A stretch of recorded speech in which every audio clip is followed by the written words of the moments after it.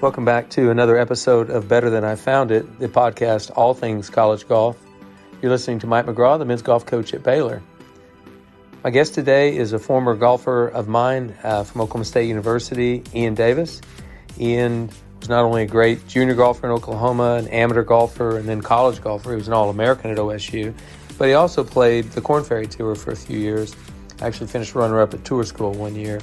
Ian's a really awesome Christian guy who is also just a really natural player. And he talks about his struggles as a professional golfer, but then also getting his amateur status back and his revived career, if you will. He's really excited about competing again, and he actually won the Oklahoma State Amateur this past summer.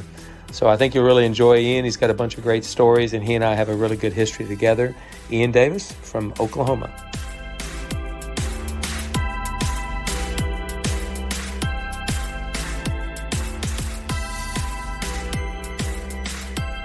All right, Better Than I Found It listeners, let's give a big welcome to Ian Davis, my former player from Oklahoma State University. Ian, welcome to the Better Than I Found It podcast. Coach McGraw, thanks for having me on. I'm glad we finally made it happen. Yeah, it's been a while. I was thinking about doing this a while back, and then things happened, and then recruiting, and you just name it. A lot of different things happened, but I'm glad we're finally able to do this. I think having former players on here is pretty funny because there's going to be some stories involved. I mean, there's just definitely stories, and there are some with you, but also catching up and getting perspective on where you are in life. And some of those players are still playing pro golf, some aren't. So we want to get that take, but yeah, thanks for being here today. And I don't know what you expect, but I think maybe the unexpected. Is that what you expect today? Pretty much. That's kind of what I expect from you every time. So that's par for the course. Okay. Well, let's dive right in. So a lot of our listeners know that you played at Oklahoma State, and you played for me for 3 of those years. And I just kind of want to, for one, a lot of junior golfers listen to this podcast, and they are wanting to play college golf like you played, and they're wanting to play professional golf like you played. But all of the paths for every single junior golfer look a little different to get to a university. So yours was quite different. If you'll recall, it was very different, actually. So some of it's been documented, but not all of it. So I want to talk about it a little bit. You good with that? Oh, yeah. Well, so I know this, and I didn't find this out until later. Your family, your dad being a Baptist minister, your family was in Hoover, Alabama at one point, and you were a little quarterback. Tell me you weren't a quarterback. How were you a quarterback? I was a quarterback somehow back in the good old days. So, yeah, I played football and basketball, baseball, golf growing up in Alabama, and we moved back to Edmond my 8th grade year, and I remember going out to Deer Creek and watching a football practice, and they were still running the wishbone, and I told my dad that was the end of my football career right then and there. So there was no way you would have been scared to death trying to pitch that ball, but you probably have pitched it every time so you didn't get hit. Yeah, I want no part of coming around the end and trying to avoid the big defensive ends. So you got to Deer Creek, Oklahoma, which is basically not too far from Edmond, Oklahoma, basically where I coached for many, many years. But I was recruiting at Oklahoma State at the state high school championship, what would have been your freshman year. And I didn't know who you were. I had never heard your name, nothing. I was there recruiting Taylor Gooch, and I just came upon you, and I thought, that's a pretty good little golf swing. Don't know anything about him. I just circled your name, and little did I know that I would one day recruit you. But that in itself is a story as well. Yeah, I remember seeing you at some point my freshman year, I think out at Kicking Bird. And I didn't know anything at the time about college golf or Oklahoma State golf or the tradition up there in Stillwater, but I was just out playing golf and trying to beat Taylor, which was a task in and of itself. Yeah, but that was the one thing I noticed about you as the recruiting process went on. You may have known it was a task, but you loved a challenge. That was probably the quarterback in you, the 5'8", 100 and nothing pound quarterback that was trying to, you know, survive. You thought that way in golf. You were a competitive little guy. Yeah, I remember. So I moved back to Deer Creek when I was in eighth grade, and I'm playing my first middle school golf tournament. And somebody shows up late, and we don't get to the golf course in time to warm up or anything. We pull the van into the parking lot, and I think it's at John Conrad, and I step onto the first tee and introduce myself, and this kid says, "Hey, I'm Taylor Gooch. Nice to meet you." And I promptly fire one into the trees to shoot my 82 that day, and Taylor shot a 64. So Oh first boy. round playing with him, he needed to spot me a shot a hole. Welcome to middle school golf. Yeah, that's right. Welcome to Oklahoma. Well, you were in his backyard. I mean, it's like, I don't know if there's a statue to Taylor yet at John Conrad, but there probably will be one day. That's hard to beat him at John Conrad. He just almost never lost there. It's hard to beat 64s. Yeah, especially when you're firing an 82. Yeah, that's so, right. So anyway, you came in with less than stellar credentials as a golfer, obviously, and had to kind of earn that. And when I first saw you, I told you, I said just now that I circled your name. I did, but I didn't do a very good job of actually watching you play. I saw you occasionally. It wasn't like I was recruiting you. And uh, there's two or three things in this recruiting process that were unusual, and one of them sheds a really good light on you. So we're going to talk about that so you can feel good, right?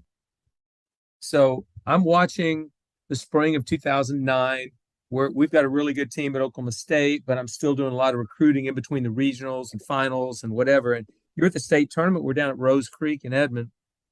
And I watched, and I think Karsten Majors, who ended up being your teammate at Oklahoma State eventually, he won.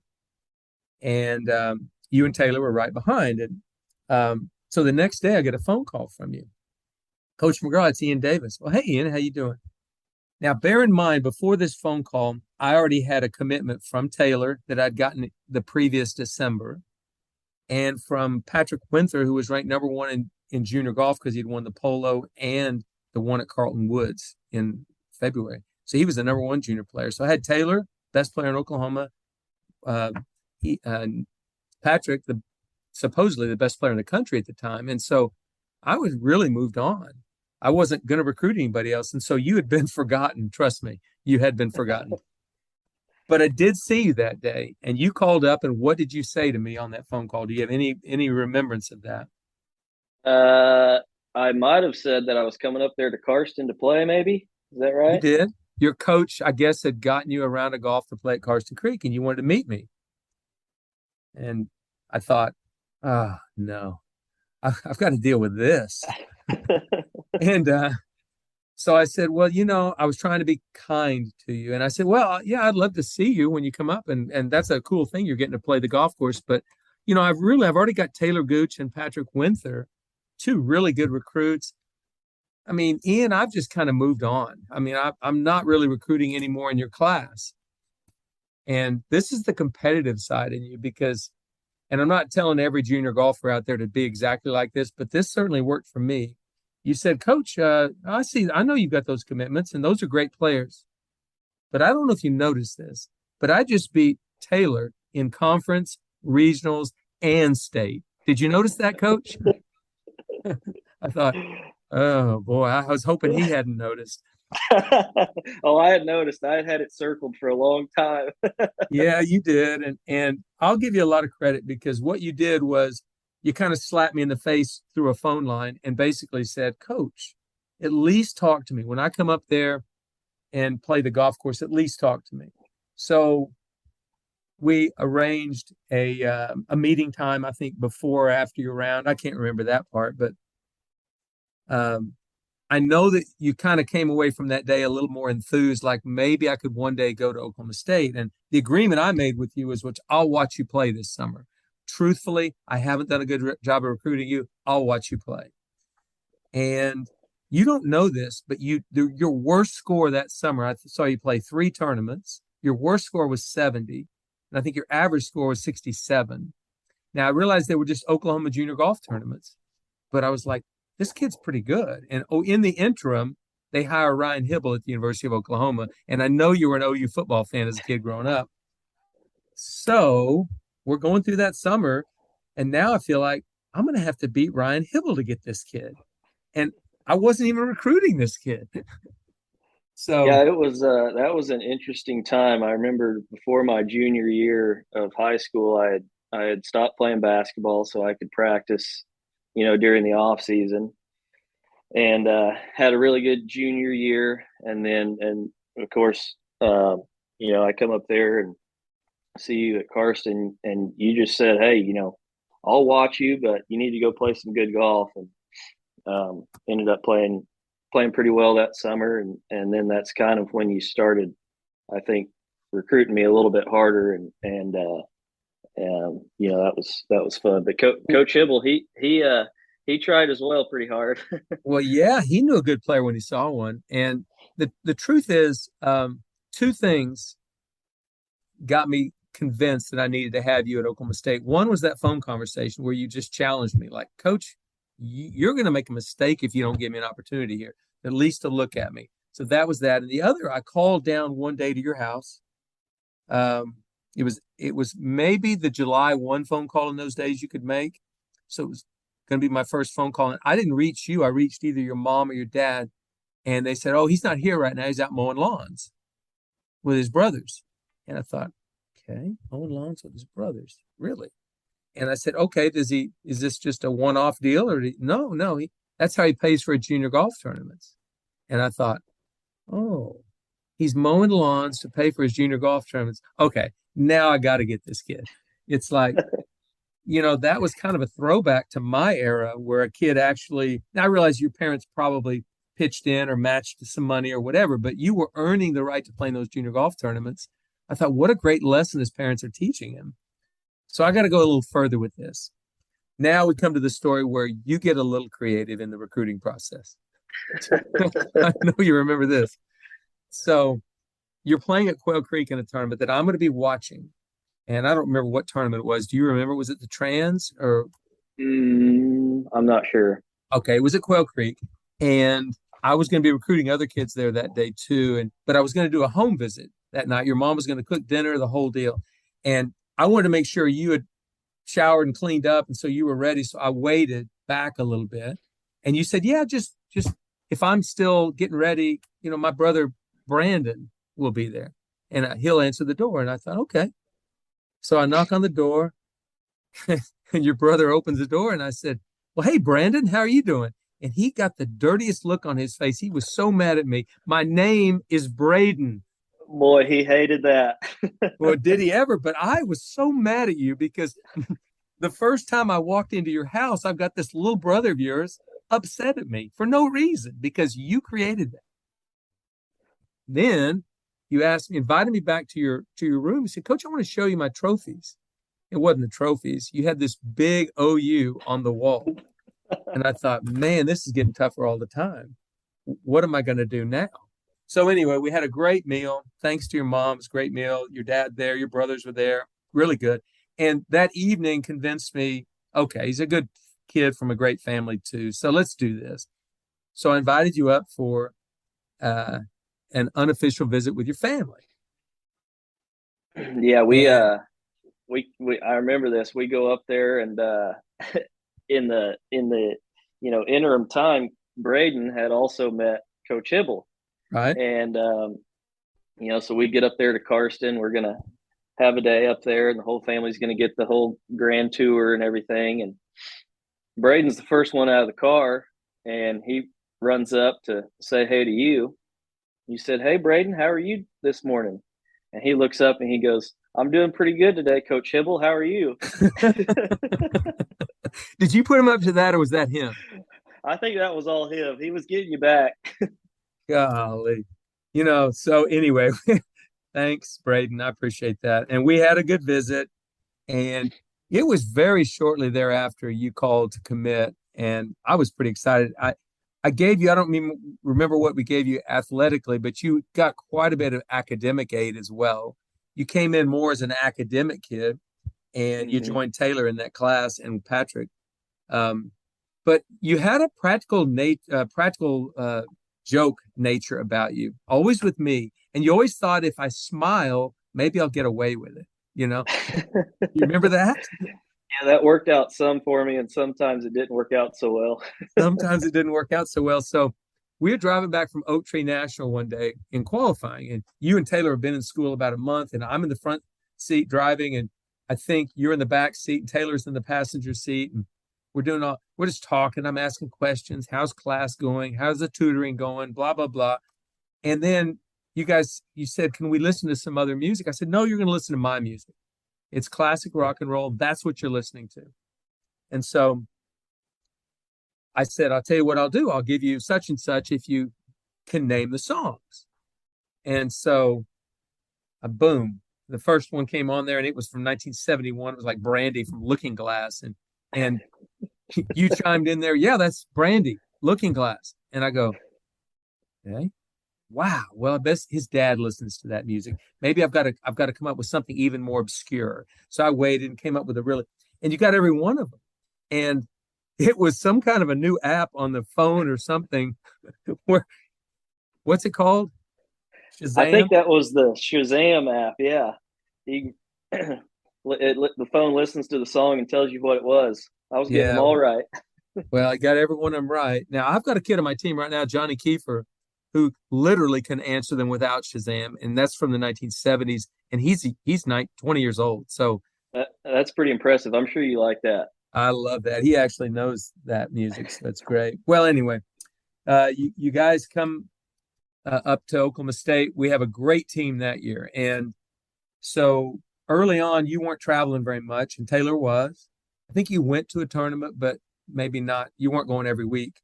And I'm going to tell this story right now because it sort of shows the genius of Mike Holder and also the devil inside him. You know, there's both there. But we were at a tournament and you were not playing. And he came into the lunchroom at Karsten Creek, the restaurant, and sat down next to you and you're eating. And finally, he looks at you and says, Ian, I really do like you. And he said, I'm so glad you like me more than Coach McGraw. And you said, I'm sorry, excuse me, Coach, I don't understand. He goes, well, it's like this, Ian. Every time he takes the team on the road to a golf tournament, you would rather stay here with me and eat lunch. Thank you, Ian. You're my best friend. Yeah, that's exactly. I told that story to somebody the other day. Well, it had the desired effect because you got your butt in gear and started working, and you ended up being an All-American at Oklahoma State. So, young coaches, sometimes the power of words is just amazing. He didn't have to say much, but it was like, you really like me? You'd rather stay here and eat with me than go on the road? And he knew you were a competitive kid. It spoke volumes to you. Yeah, that worked pretty good for sure. Absolutely. Well, let's talk about your time at Oklahoma State. Obviously, you're on one of the best teams in the country and that year. And there's a video of Sean Eidenhouse making a putt on the 18th hole to send his match, the semifinal match, to a playoff. And in the background is his young freshman Ian Davis with a fist pump. Like, I thought you threw your shoulder out of socket. It was I could have knocked out Mike Tyson with that one. It was unreal. The sad part about it is the NCAA officials chose to take the playoff to number 14. What was that all about? I remember I sprinted from the 18th green and I knew the back ways to shortcut, and I sprinted and barely got there by the time they were putting it out on the 14th green. Yeah. And they only had 4,000 fans waiting sitting to watch right this play. Right there. That was a bad decision by somebody. But you had a really, really an awesome career at Oklahoma State. You played on some great teams. Your senior year, after your junior year, I got let go. So the summer in between, I'm recruiting at Alabama, and I knew Alabama was going to have a great team. And I think you and Taylor and Wyndham Clark and Jordan Niebrugge, I think you guys kind of thought, well, we're going to be pretty good too, right? Yeah, and we had this young kid coming in named Zach Olson, who we had heard was pretty decent as well. Yeah. Zach was one of my signees that I had left behind, and I think about that because Taylor tells the story, and I think he told it on this podcast, where he kind of called all you guys and got you all, or at least a text message, guys, it's going to be us against Bama next year. That's the way it's going to be. It's just going to be that way. So the first tournament we played in at Alabama was Olympia Fields. It was your first tournament. And in the second round, we were paired together, Oklahoma State and Alabama. And I was walking in your group. Me, you, and Trey. Trey Mullinex, yeah. And Trey was an Alabama kid like you. So obviously that was an interesting dynamic. But I remember you didn't have a good day. It wasn't your best. And he played very well. And I just said, hey, Ian, it was a blast walking with you. And by the way, it was first time I was seeing all you guys after I had left Oklahoma State. But I said, let's do this. Let's make a date. Prairie Dunes, June 1st, finals, the national championship. What do you think about that? And your reaction was, yeah, coach, let's do that. What ended up happening? Yeah, that was pretty crazy. I remember walking up to you on the putting green at Prairie Dunes before all the matches started. I gave you a hug and said, "Well, we called it. We're here, so let's go do it today." Yeah, I mean, it was just like honestly an amazing, amazing day. Now, people said, "Well, you must have really, really enjoyed that day." I said, "I did. I shed tears for Alabama of gladness because we just won a national championship, but I shed the same tears of sadness for you guys because you were all my players and." I don't think a coach will probably ever get to experience what I experienced that day again in college golf. It'd be a rarity. Um, and I just remember you and Taylor were so desperately wanting to go out on top with a championship. And so I knew that, and that was tough. Yeah, that was that was a tough day. It was an interesting week. Didn't we have a bunch of rain delays or something that week? I think that pushed everything back, and it actually was good for me. I think I had early in the week, I got sick. I had strep throat and the flu at the same time, which nobody knew. So during all the rain delays, the team would go watch a movie or go out to eat or whatever. And I just slept in the hotel room for a day and a half straight. So, and those first two matches, we played Georgia Tech and then Stanford. And, it was all I could do to basically keep walking that day because I had just lost so much fluids and was feeling bad. I think Coach Bratton just sent me out as the sacrificial lamb against Ollie Schneider-Johns and then Cameron Wilson, who they had played in the playoff to win the individual national championship that week. Well, that's something I never knew that story. I didn't know you'd been sick that week, not until now. Yeah, it was an interesting week, but by the finals I was feeling a little bit better and ready to go. So, and you mentioned Trey earlier. You guys played together that second round Olympia Fields, and then you played Trey in the actual. Yeah, pretty wild how it turned out. That was crazy. I never forget, and I know it's still a good memory for you guys because you played great that year and you got better and better, and uh, you had a chance to win the national championship. I don't know how many teams would love to do that every year, but I think just about everybody would love to do that, win or lose the match. But I remember standing on the 10th tee at Prairie Dunes when they were getting ready for the awards ceremony. And it was either right before or after, but it wasn't during, obviously. But and you and I were standing together, and your mom got a picture of us, which I thought was great. I included it in my book, Better Than I Found It, because I thought it was such an amazing photo. Because I was really hurt for you guys that day. I really was. I wanted Alabama to win because that's where I was coaching, but I was hurt for you guys. So I'm glad your mom took that picture. Yeah, that was it was all I could do to muster up a smile for that picture, but I'm glad I was smiling and not, crying or something like that. Yeah, that's good. Hey, well, so you obviously had a dream from a young age of playing professional golf, but what you did that first summer and then fall at tour school is pretty rare. Not very many guys get through first stage, second stage, and then go to the finals and finish runner up. You finished runner up at tour school that year. And I was there because I was caddying for Kyle Jones, a Baylor golfer who had gotten his card that day as well. I think he finished about 12th or 13th, but you got your tour card, literally your Korn Ferry Tour card that day. And I'll never forget that. You were runner up. That had to be pretty amazing. A little boy from Deer Creek that used to mow lawns to pay for his junior golf. Yeah, that was pretty awesome. I remember, so I would have graduated in was 2014, uh, right the week after national championship, I drove up to Cleveland, Ohio to try and Monday into the web.com event that week and got in. And I was thinking, man, this pro golf stuff is easy. Like, I got straight into the first tournament, and then I missed the cut. And for the next 2 months, didn't make a cut. And so I was pretty dejected. I was driving. I remember driving to Denver for the Colorado Open and just kind of thinking on my drive. And, throughout high school golf and then college golf, I had gone out and just tried to play well and beat everybody in the tournament and not think about anything else but playing good. And, once you get to the pros, if you start thinking about money and everything else, you're not going to play good golf. And so I was like, this week I'm just going to play like I did growing up, and ended up going and winning the Colorado Open that week. And so that was a big confidence boost, and lesson that I learned was, if you're thinking about money and thinking about just trying to make the cut, you're not going to play good golf. And then I ended up going, I think that was 2014, 2015. I played down in Latin America, and then that fall got through all the way through Q school.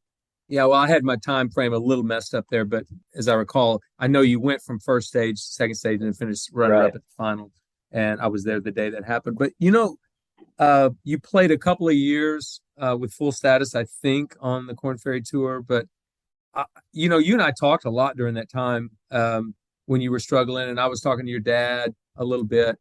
It's hard for a coach who's on the outside, kind of looking in, to get where you are emotionally, because the player is just getting swallowed up by expectations, by making a cut, by making money. Where am I on the money list? Blah, blah, blah. All of that stuff that has nothing to do with playing good golf.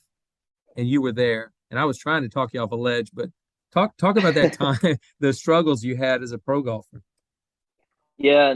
And, one thing that I wish I maybe would have done a little bit better at is, when you're in that whirlwind and going through the year and not playing very well, you feel like you have to keep playing to, earn a little bit more money or points or whatever it is to try and keep your card. And I think I ended up playing 8 or 9 events in a row, and I was just wiped. The last 4 or 5 events, I might as well have not even been there, because I was, not enjoying it. I was tired, and so I learned that 3 to 4 events in a row is max. And it's hard though when you're in the moment and trying to keep your card to not feel like you're losing ground if you take a week off. But sometimes that's the best thing that you can do, is to just go home, practice a little bit, rest, and be 100% ready to go for that next week.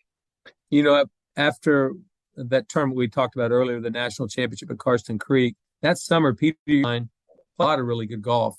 But looking back on it, he was either traveling to a tournament or back from a tournament or playing a practice round or the tournament itself, all but 4 days from the national championship until the time we went to our first tournament. 4 days that he had where he could call his own, where he could rest. That's not nearly enough. And I think it wore Peter down that fall. He didn't play nearly as well. So you learned a good lesson, but unfortunately you learned it the hard way. You had to learn it while going through it. Yeah, and that's something that's a lot different from going from college golf to professional golf. Is you don't realize how much of a grind it is and how much more you're actually playing, because you're going from, you finish a tournament on Sunday and you're going to the next city on Monday, whereas in college you get to go back to Stillwater or whatever college you're at and kind of rest for a week or maybe 2, and that's what you need to, once you get to the professional level, you need those off weeks to be able to rest and rejuvenate. I think a lot of young players forget that part of being an elite player is being fresh, being strong, being healthy. I mean, that's just part of your training, is to make sure you do that. some people mask that in laziness, but the truth is, it's like you need to rest. You've got to be ready for that. So I know when my players are overextended because they've got 4 tests and they've got, all the practice and then the travel and the tournament and the stress and then makeup work, they're pretty wiped out. That's when you get mono or you get strep throat or you get sick. Right. Yeah, I remember a lot of people, a lot of the guys, once they finished at Oklahoma State, there was a pretty good crew of them that went down to Florida. And they used to ask me, or people used to ask me why I didn't move down there. And one of the good things, I guess you could look at it as a good thing about Oklahoma is, in the wintertime, the weather gets pretty nasty.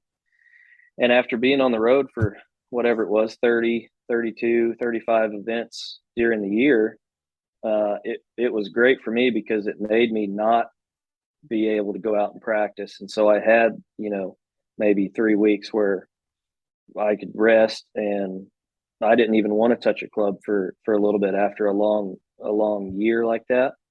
And I actually talked with Coach Goots, who was the assistant when under you, and when he told me that when he turned pro, he moved out to Scottsdale, and over the winter it actually turned out to be a bad thing because the weather was so nice. He felt like he had to go out and practice, and kind of wore himself down.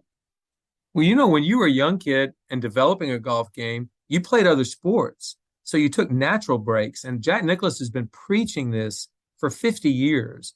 Let your kids play other sports. They need a break from golf. You don't want to just hit golf balls every day of your life. And I wasn't athletic enough to have that option.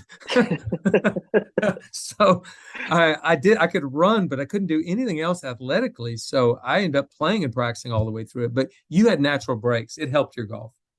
Right, for sure. Yeah. Well, tell me this, that couple, 2 or 3 years of struggle as a professional golfer, guys that have been on this podcast, guys who listen to this podcast, former players of mine, guys that still play or have just recently retired from golf because it's just a big struggle. You were going through that for a while.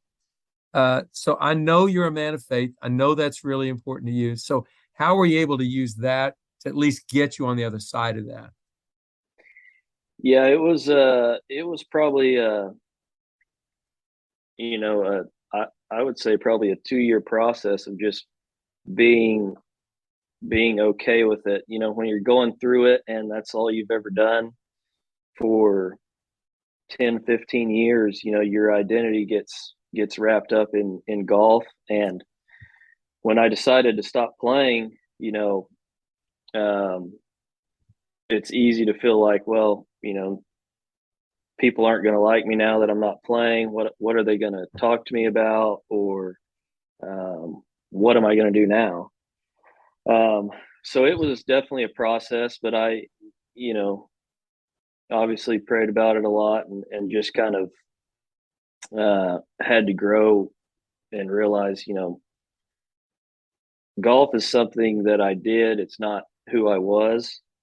And now being on the other side of it, I still play a lot of golf and go out and enjoy it now and play with my buddies. And if I hit a bad shot, it's okay. I'm not going to miss the cut and stuff like that. So it's enjoyable now, which is fun. Well, I mean, I think usually, prayer is answered, in my opinion. And the answer was, don't make it such a big deal. It's not who you are. It's something you do that you're good at. You're very talented at. And so you got your amateur status back. How long did that take to get your amateur status back? Well, I hadn't played a tournament in probably 2 years, 2.5 years. So it ended up not taking very long. It was maybe 6 months. Okay. Because I didn't apply for it right after I decided to be done because I really wasn't sure if I was going to be done or not. And that in and of itself was kind of a big decision just to, say, okay, I am done playing. I'm not going to chase it anymore. So I got it back. I got my amateur status back in November, actually. Okay. Well, you're a pretty quick study because you won the Oklahoma State Amateur last summer. Yeah, that was fun. That was my first tournament playing again. And You tell me the I didn't first tournament you played in a couple of years, you went out and won. pretty much. Yeah, Okay, well, it was good. this proves the point. Natural breaks. Take a break. That's right. That's right. Maybe not 2 years, but a little bit, maybe 2 weeks or a month. But yeah, I went. I didn't really have any expectations. I felt like um, I felt like I was the best one there, even though I hadn't played in a while. And so I went to the qualifier at Lincoln and played that and got into the tournament and took it match by match and ended up winning. So it was a blast. Tell me some of the guys you played. Anything memorable from that week? Because your first tournament in over 2 years, and you have to have something you remember. Yeah, so the kid I was playing in the final match, so we're playing at Oklahoma City Golf and Country Club, and the eighth hole is a short par four, and there's a bunker in the fairway, probably, I don't know, 60, 70 yards from the green. Well, we both hit it up by the green, and he pulls his golf cart up by the green, and I park mine down on the cart path, which is nice. We can ride carts in amateur golf in and Well, of itself. somebody your age needs a card. Okay. That's exactly right. So anyhow, we finish out the hole, and coming back to the cart path over by number 9, he doesn't see the bunker, driving backwards down the fairway, and wrecks his golf cart down in the bunker. I turn around, and him and his caddy are has the rakes out. They're fixing the bunker, and Michael Gellerman was caddying for me. He had to take a medical this year from the Korn Ferry Tour, so he was bored. He came out there and caddied, and he looks at me and he said, "Welcome back to amateur golf." Well, you won the match that day, and you hoisted a trophy that it's a pretty big trophy, and a lot of Oklahoma State golfers have won that through the years. So, yeah, it's a big one for sure, and the newest plaque on there that has the names from the last 8 or 10 years. It looks almost like a Oklahoma State lineup, which is pretty cool. yeah, they're very, very good. Well, where's that trophy kept this year? Where is it? I have it. Oh, at the house? It's at my house right now. Perfect. Well, maybe you have to do a photo shoot and an autograph session on the deal. Yeah, that's right. Well, listen, you told me that you didn't tell me this. I knew you were playing in the U.S. Mid-Am, which you qualified for, but you said there was an interesting story about qualifying for the U.S. Mid-Am, because I assume that you played well and won the state amateur, so you kind of thought to yourself, well, I'll just try to qualify for the U.S. Mid-Am, and you did it. What's the story? So the qualifier was down at Dornick Hills in Ardmore, and I go down and play. I'm probably the third group off that morning, and a kid in my group shoots 4 under. I shot even, and there was still the rest of the field to come in pretty much, and I was like, well, that's not going to get in, so I'm going home. So I leave, and I get about 45 minutes up the highway, and I check scores, and there's nobody in below me yet. So I pull off the highway for about 30 minutes, sit at a gas station and watch the scores. And I'm still in it. So I'm like, well, I got to turn around in case I'm in a playoff. So I turn around, drive 45 minutes back, and I had actually called Charlie Saxon, and I'm like, if I'm in a playoff for the alternate spot, should I even bother driving back? He said, well, I got in the USAM as an alternate one time, so you might as well go. And so I pull back into the parking lot. I get out, and I'm in a 5-way playoff for the first alternate spot. They took the top 3 and then 2 alternates. So I get out. I play the playoff. I win the playoff, so I'm the first alternate to get into the event. That was on a Monday. On Tuesday, one of the 3 kids that qualified called in and said he signed for a wrong scorecard. And on Wednesday, they called me and told me I was in the event. Oh, my gosh. So I'm glad I turned around. Well, I have a question for you. Were you watching the scores as you were driving? Because that's not good. I'll say no for the purposes. Well, but that's kind of like unbelievable. You really weren't going to make it anyway. That's why you left. And just happened to look at the scores. You thought, well, I better pull off and watch these for a while. And then you're going back for an alternate spot, which most alternates don't get in. Yeah, I didn't think there was much point of going back, but I learned a good lesson that day. Yeah, Charlie So you never Sachs know. he's a good dude. Good thing you listened to him. That's right. Well, so tell me about playing the U.S. Mid-Am, because that had to be a pretty big experience. Great golf course. So Yeah, what was that like? Aaron Hills was amazing. You know, we had about 36 hours straight of rain, so everything got delayed. So we had to try and make up time, and it was a lot of golf, a lot more golf than I had played in a long time. Um, but I played well and qualified for the top 64 and played some match play and ended up making it to the round of 16. But it was a blast to get back into a bigger tournament and see what I could do. And the feels were a little bit different not playing in an event for a while, especially that one of that level. But I was proud of how I did, and I really wanted to win to get in. I figure that's my best way into Augusta now, so that's my plan. Well, just knowing you, I'm not going to put it past you. I think you will be at Augusta one day. I mean, obviously, you need to keep in touch with the game. And speaking about that, I mean, what are you doing right now for a living, and how does that lend itself to being able to practice and then compete in tournaments? Like, what are you doing right now? So I'm working for a aviation title and escrow company, and so we do closings on private jets all around the world. And fortunately, my role is to work with all the brokers around the country, and it works out great that all these brokers love golf. Mm-hmm. So I jump on that sword and have to go play golf with them every now and then, which is fun. And go meet with them in whatever city they live at. And so I've been able to play quite a bit of golf, and I still play out at Oak Tree National and go out there and play with the guys who are out there. I don't get to play very many events. A year I was looking at the two guys that were in the finals for the Mid-Am, and they've both played around 20 events this year, which I'm not sure how that's possible, but I'm going to try and play as much as I can, and I'll do the state am, which next summer it's at Southern Hills, which will be awesome. I don't know if I play enough tournaments to where I can move my way up the world amateur golf rankings, but I'd like to win the Mid-Am and play on a Walker Cup someday. I think that'd be pretty cool. I don't know why you couldn't do it. Do you still hit a driver off the deck on the tee? Not as often as I used to, but I do sometimes.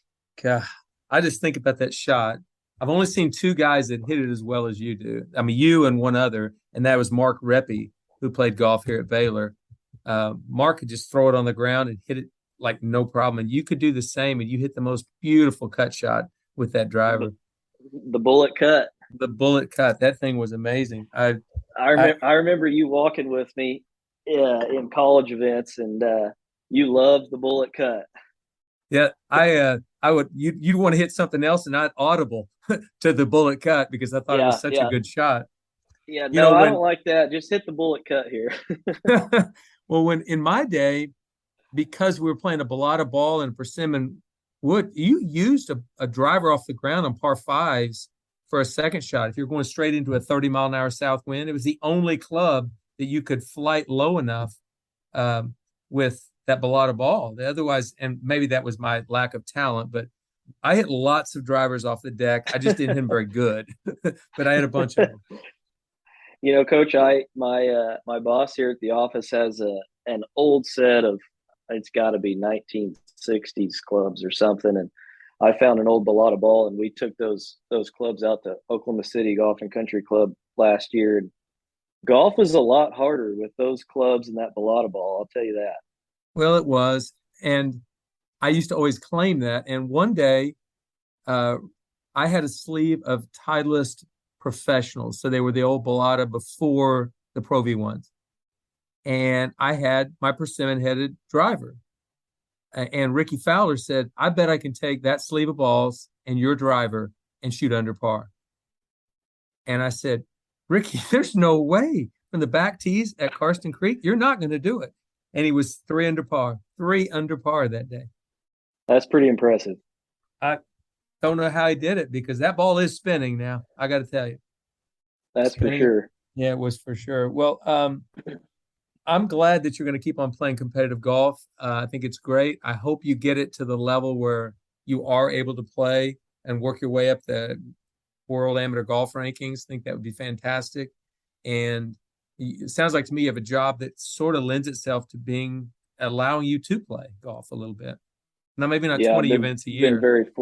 Not 20 events a year, but maybe 2 or 3, which is, that's not bad. No, that's great. Well, tell me about anything on the horizon about getting married anytime soon. Not yet. I'm still on the market. I mean, I got to believe this podcast interview is going to get you 5 or 6 dates. Just this interview.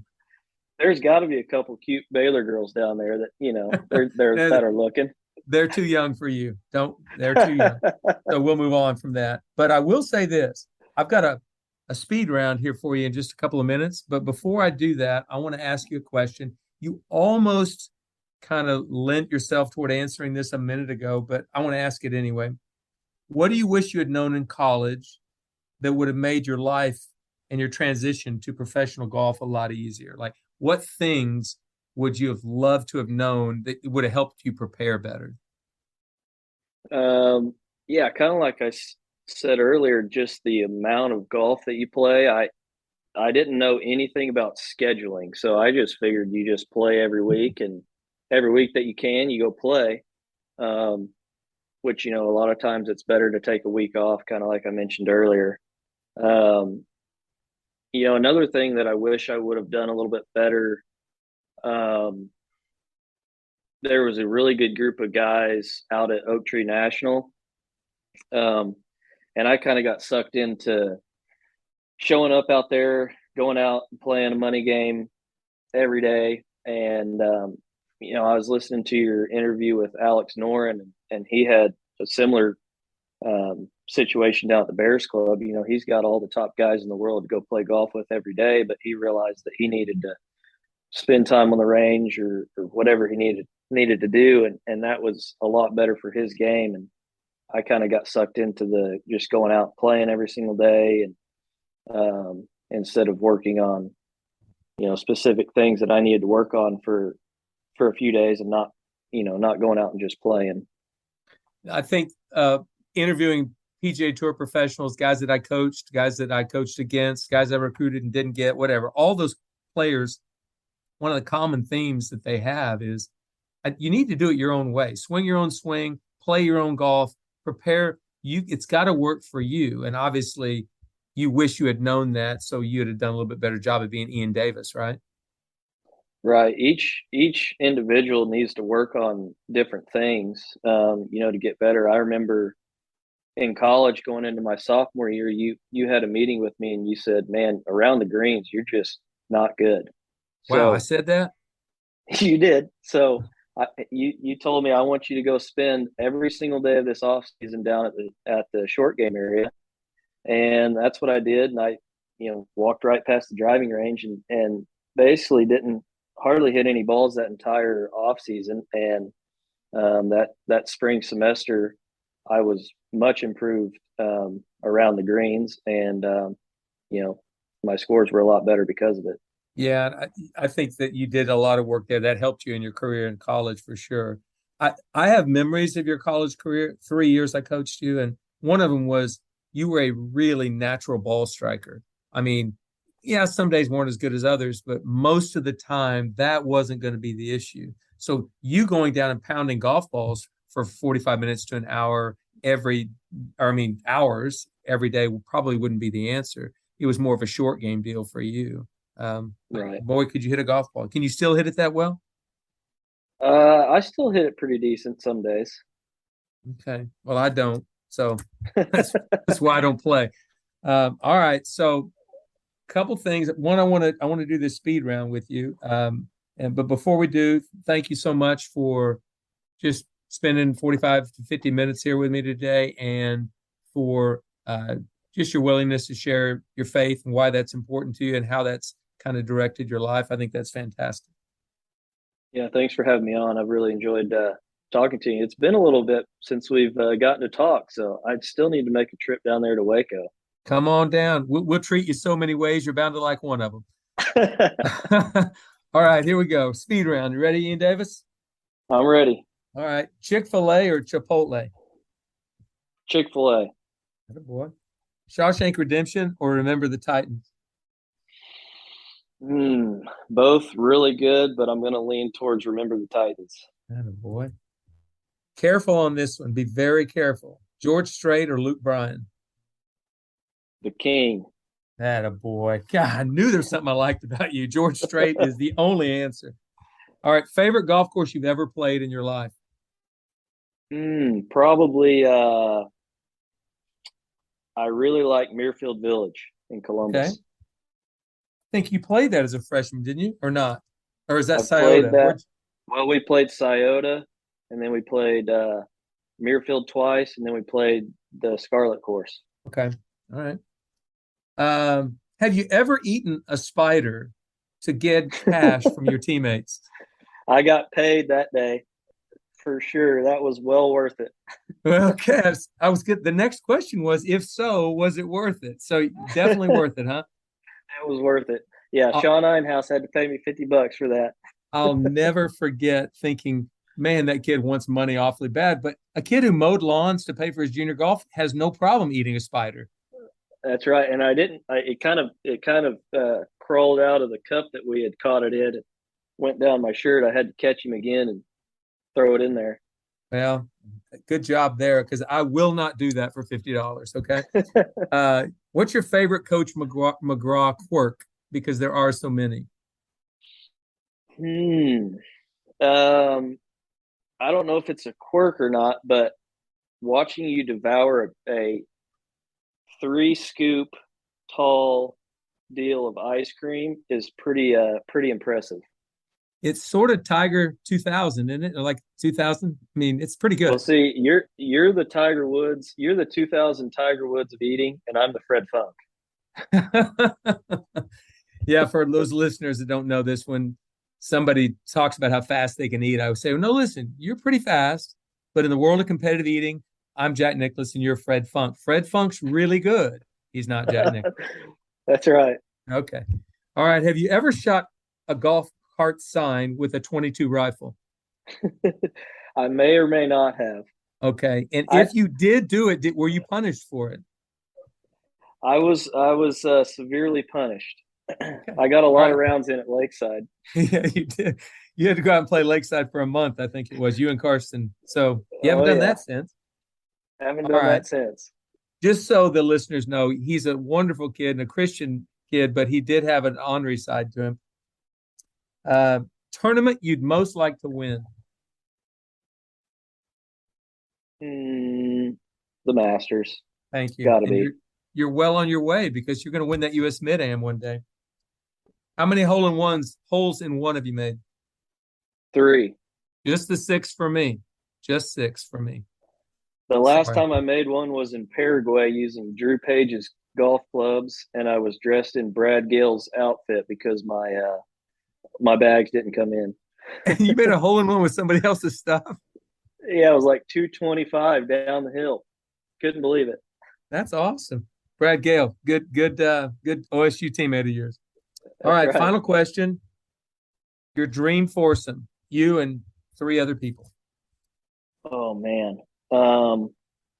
Okay, got to be me, my dad, got to be Tiger, and maybe Roger Federer.